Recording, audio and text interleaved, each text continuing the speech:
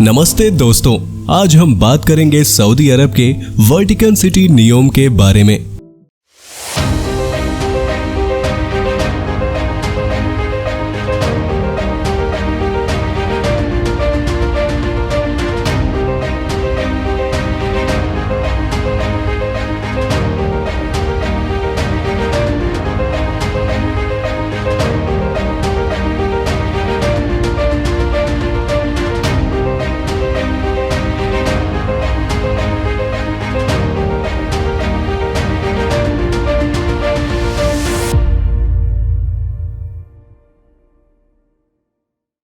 जरा सोचिए उस शहर के बारे में जहां ना कार होगी ना रोड होगी, गाड़ियां आपको हवा में उड़ती दिखेंगी।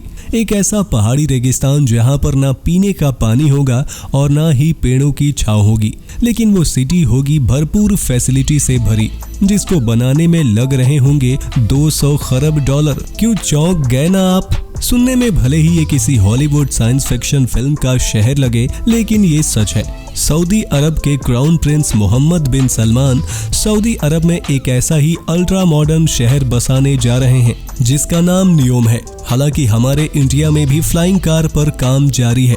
अगर आप में से कोई इन कार का नेम जानता है तो नीचे कमेंट बॉक्स में उसका नाम जरूर लिखें। तो आइए जानते हैं मोहम्मद बिन सलमान के सबसे एम्बिशियस ह्यूमन सिविलाइजेशन को बदलने वाले प्रोजेक्ट के बारे में। लेकिन उससे पहले हमारे नए व्यूअर्स चैनल को सब्सक्राइब करके बेल आइकन को दबाना ना भूलें, ताकि आपको सभी न्यू वीडियो की अपडेट मिलती रहे। सऊदी अरब के क्राउन प्रिंस मोहम्मद बिन सलमान ने अपने सबसे ambitious project NEOM the line city को दुनिया के सामने पेश किया। ये दुनिया का अब तक का सबसे एडवांस शहर होगा जो मानव सभ्यता को पूरी तरीके से बदल देगा। भविष्य का ये शहर सऊदी अरब के तबकू के पास बनाया जाएगा, जिसके एक तरफ गल्फ ऑफ अकाबा है और दूसरी तरफ रेड सी है। शुरुआत से ही मानव सभ्यता ने विकास जारी रखा है और इस विकास ने प्रकृति को बहुत नुकसान भी पहुंचाया है। वर्तमान के जितने भी छोटे बड़े शहर हैं वो भारी मात्रा में कार्बन उत्सर्जित करते हैं और प्रकृति को नुकसान पहुंचाते हैं। लेकिन मानव सभ्यता की एक नई शुरुआत करने वाला शहर नेचर को ध्यान में रखकर डिजाइन किया गया है। ये शहर 170 किलोमीटर लंबा होगा, जिसकी चौड़ाई मात्र 200 मीटर होगी। जी हाँ, सही सुना आपने।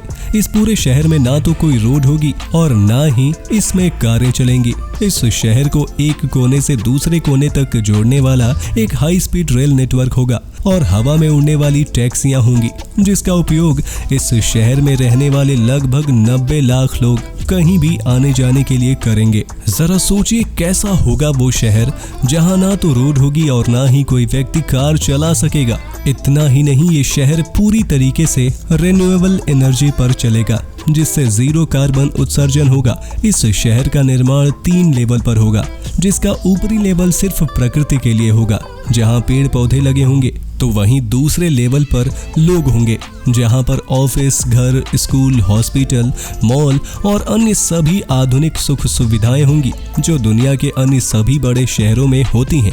लोगों तक उनकी पहुंच मात्र 5 मिनट की दूरी में होगी और सबसे निचले लेवल पर हाई स्पीड ट्रेनें चलेंगी जो मात्र 20 मिनट में शहर की 170 किलोमीटर की दूरी तय करेंगी।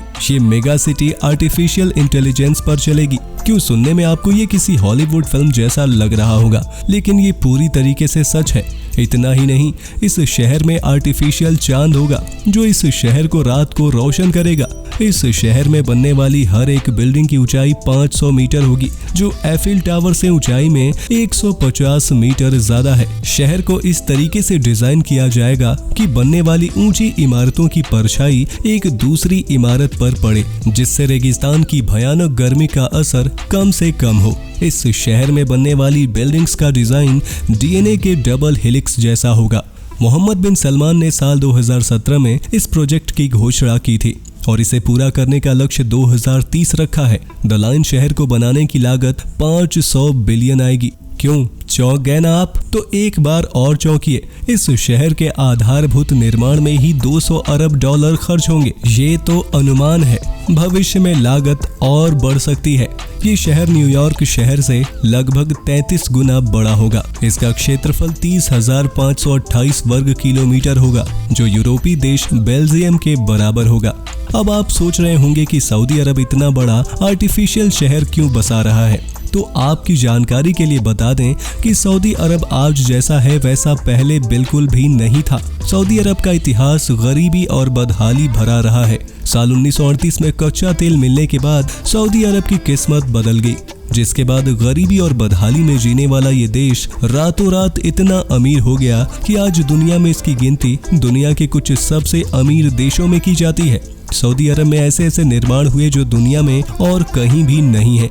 इनके निर्माण का कारण सिर्फ एक ही है, सऊदी अरब में व्यापार को बढ़ाना, क्योंकि ऐसा अनुमान है कि साल 2052 तक सऊदी अरब का तेल खत्म हो जाएगा, जिसके बाद सऊदी अरब की बदहाली का दौर फिर से शुरू हो सकता है, जिसे देखते हुए ये निर्माण किए गए। सऊदी प्रिंस द्वारा दुनिया के सामने NEOM the line city project पेश करना इसी का एक हिस्सा है, जिसके द्वारा वो सऊदी अरब को रीब्रांड करके अर्थव्यवस्था को अरबों डॉलर तक ले जाना चाहते हैं, जिससे उनकी पेट्रोलियम पर निर्भरता खत्म हो जाए।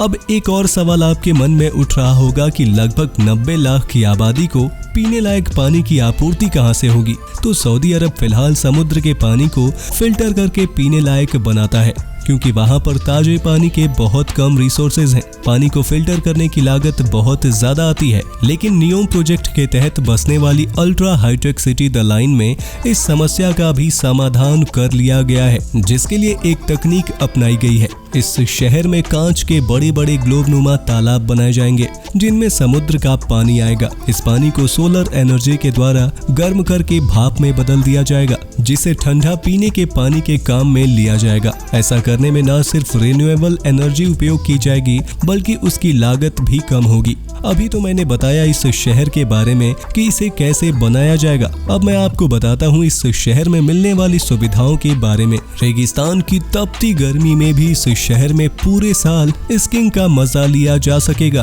क्योंकि यहाँ स्कीइंग रिजॉर्ट बनाए जाएंगे, जहां जमने वाली बर्फ पूरी तरीके से रिन्यूएबल एनर्जी का उपयोग करके जमाई जाएगी।